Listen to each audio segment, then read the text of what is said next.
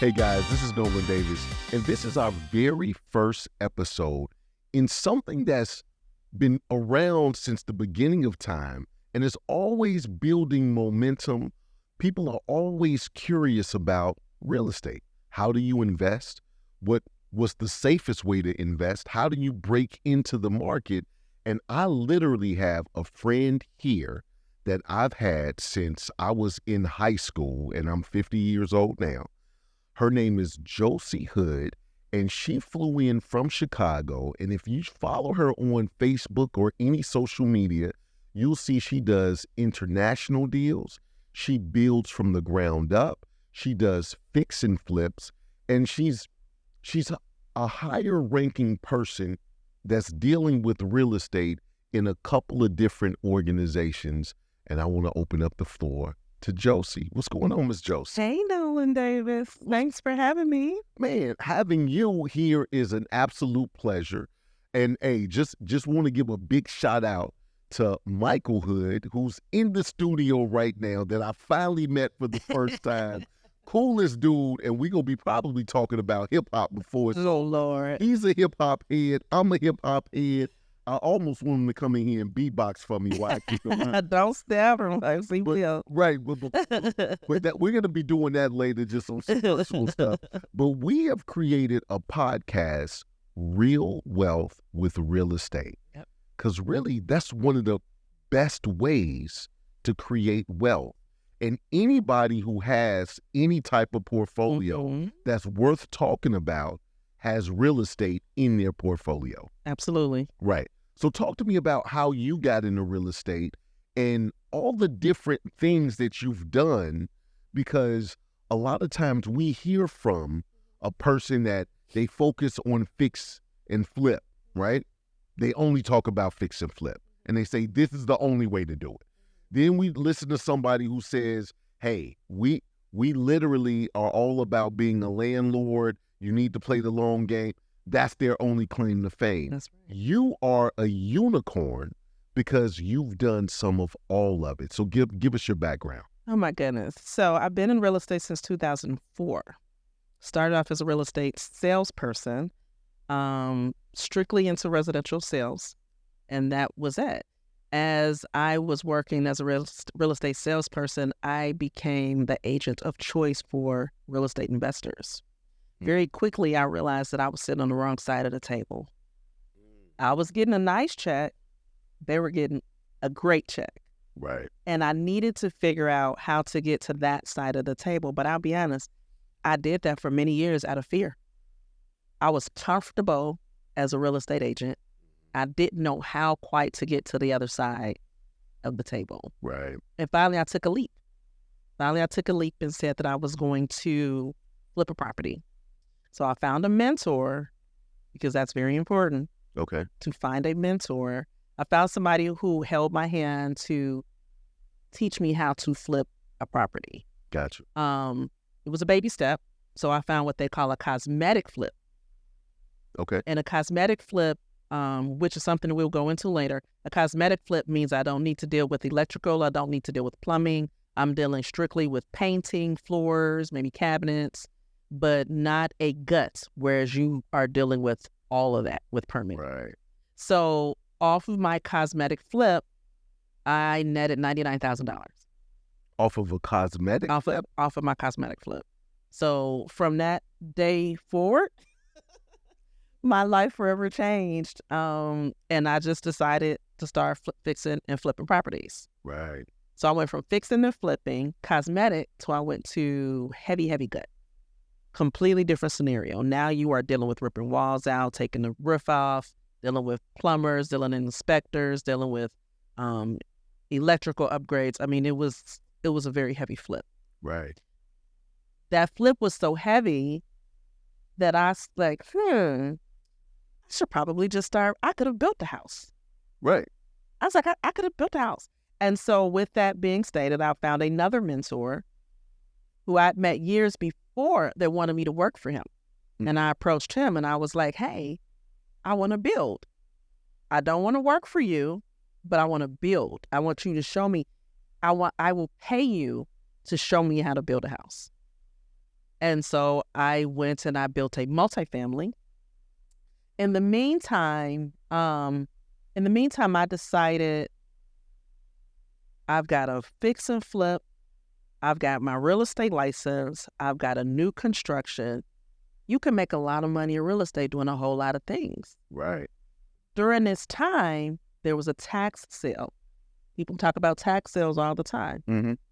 That's a show in and of itself. I decided I'm going to buy a house off the tax sale. So I bought a house from the tax sale.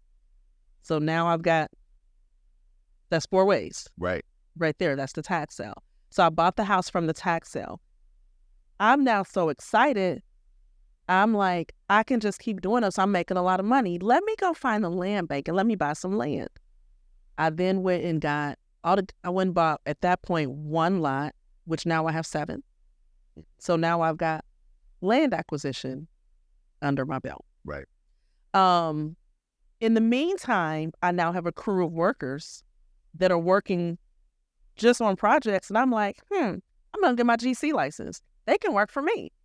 Right. So I put that team together with my GC license. And then most recently, what I'm working on is syndications. And what a syndication is, my eyes watering, I'm sorry. What a syndication is what is you guys probably often hear of it as crowdfunding. Sure. And that's like my biggest and my most recent baby is I'm pulling people together and we're putting money together for property acquisitions and we're rehabbing the property. So when you roll all that up together, I decided I need to have a mentorship program because the property that I told you I bought from a tax sale, I bought that to fix and flip it. Mm-hmm. Nobody bought it. Beautiful property. So now what I did is I had to change my exit strategy and now I'm holding it. So that's part of our BRRRR method. Mm-hmm. So, right. So what that means is, and so I'm going to rinse and repeat. So all of that goes into building a portfolio. So I didn't even count the ways. I just told you at least 7 or 8 different ways that I make money real estate. And the thing with that is that because you make money so many different ways in real estate, you're a true real estate investor, right? Because it's not just about, and not knocking somebody who just uses one of those ways. Right. But when people are trying to break into certain markets or industries, right? A lot of times you need to analyze what people have, what their strengths are, what their weaknesses are, and now you can direct them instead of if the only tool you have is a hammer, everything looks like a nail. Right. So you're trying your best to say, well, this is how you're going to fix and flip with your situation. You could say, no, let's just do the tax deal, right? Right. Let me see what my GC license can do to help you, right? Mm-hmm. So you not only have the background to do it, you also have the tools in place Absolutely. To help those people. And that's why doing a show like this is different than any other show, right? So we can have people here that we're featuring and talking about, building credit, how to get loans, what some of the do's and don'ts on all of these different ways to make money through real estate. Mm-hmm. But to really have the knowledge base that you have, and I believe your GC license, you're like one of very few African-American women that have a license or something. So, what I guess I failed to point out is when I made the decision to build, I am one of the 2 developers in Chicago that's building sustainable housing. Right. So my niche is electric homes. So that means the homes that I build will not have gas lines in them. So I work through a lot of training through the Illinois Green Alliance, Department of Energy, green housing, Midwest energy efficiency. So, but what I'm all about is sustainable housing and reducing the carbon footprint. And so that is what's fascinating about it, because so the city, everybody's like, well, before this first property hits the market, we need to have tours, we need to have interviews. Across the country, this is becoming the norm to build electric homes. But it's like, how does this little Black girl from the south side of Chicago, what made you do this? Right. So that's the fascination. So what made you do it? You know what? My thing is you have to be different. Everybody's flipping houses, everybody's building houses, everybody's doing tax sales. I need to be different. What makes the difference? So that's the same thing with my international real estate. What is the difference? So, which I didn't touch on. I was just about to say that. I didn't even touch And on. I actually was going to bring that up as far as the international part, because a lot of times people are thinking you really need to focus on your city because it's easy access. So to think about investing in another city sometimes is very, very scary for people. But to do it in a whole nother country, right? Because those tickets is not like that that cheap. Like you can just hop in the car and just be like, I'm going to Barbados. To check. I'm going to check. Right. Oh, girl, shut up. Let's go. Stay You're like, I never thought about doing Barbados, right? And the ABC Islands. Yeah, we definitely touched on that. I think we did discuss that though. But Look at you. But so talk to me about the international.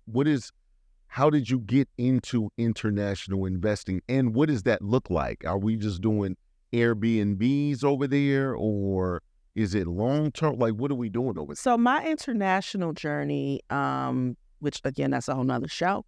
Yep. What I will say is I actually got involved in international by ear hustling. I heard another conversation that had absolutely nothing to do with me. I wrote the person's number down and I went back and I called them and I was like, hey, were you talking about buying properties in Punta Cana? I'd never even been to Punta Cana, but I had a little commission from that first flip. I had a little money sitting and I was like, you know what, that sounds really good. But then fear kicked in like it does with everybody else. And I was like, well, what if it's not real? What if it's a Ponzi scheme? So I didn't do it. I didn't invest. At that point, the purchase price was going to be about $81,000 for the property. Right. What happened was a few weeks later, I had COVID and I was sick. I was sick. So just when you gave me COVID? No, that was not. Okay. When I gave you COVID, I think you put COVID in that chicken. Oh. That's yeah. But what ended up happening was I did not invest because I had COVID. But when I had COVID, I was very sick. So when you're sick and you can't do anything for yourself, right? You think your mind starts to take over. So you start and you watching on the news, people are passing away. Oh yeah, from this. And not only did I have COVID, I had COVID pneumonia. Oh, so I had oxygen levels on 40%. It was bad. I couldn't get up to really go to the bathroom. With that being stated, I'm thinking about all the things that I keep putting off and I'm not doing. Right. And the second I got better, I called. I was actually still sick, but my coughing had subsided. I reached out and I sent the email and then I called and I said, hey, is that opportunity still available? They said, man, we closed on that already. And I was like, well, when is the next one? They were like, well, we have another one coming up soon. Well, guess what?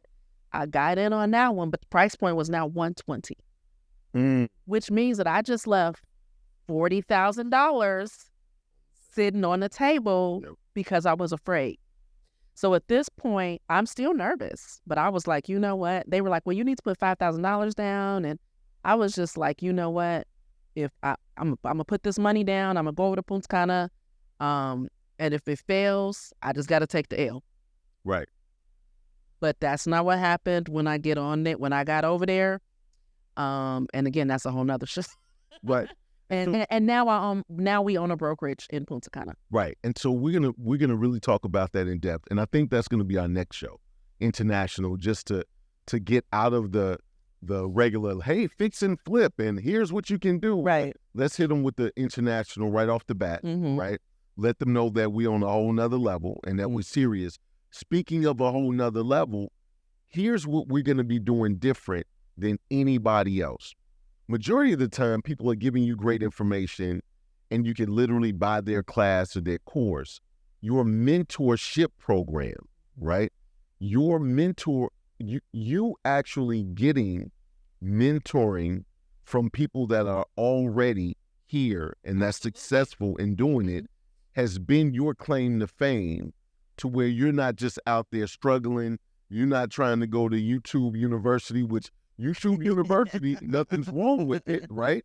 But you literally are seeking the consultation Absolutely. from the people that are so successful that the things that you've learned and the success that you've acquired has now given you the opportunity to hold others by the hand.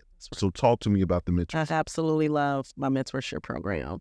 So my mentorship program, we'll have group mentorships and I'll have individual mentorships. Now, I will tell you, I am not the person that's just looking for $1.